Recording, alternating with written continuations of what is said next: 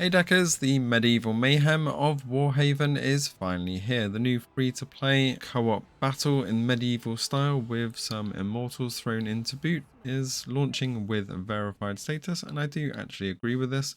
The optimization that's been done here, keeping it on DirectX 11 mode by default and enabling the anti-aliasing of FSR2 does actually set it to balance, but you can easily put this to quality and actually even turn this off, which I'll show you a little bit later, on the low preset, and it will hold 60 frames per second in matches pretty stably.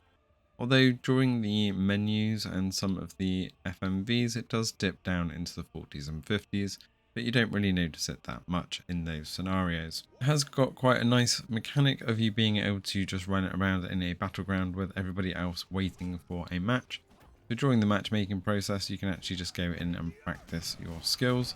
And then when you get into the games, as you can see here, this is the FSR2 quality mode. It does actually hold 60 frames per second quite well, but we do still get a bit of that FSR2 fuzziness.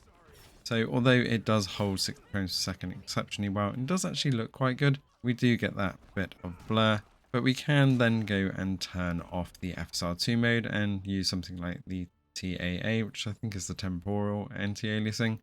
And this makes things a little bit clearer. I should think that you could put the 3D resolution ratio up a bit higher than I had here, but it did give it a bit of a clearer image and still kept it at 60 frames per second pretty much solid.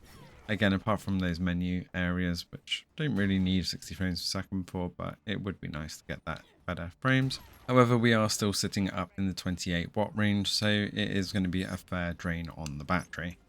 Overall though, Warhaven is great to dive in and play on. You had around 7,000 active players when I dove in this morning. Considering it only released today, it's off to a pretty good start, but yes, it does have a battle pass mechanic.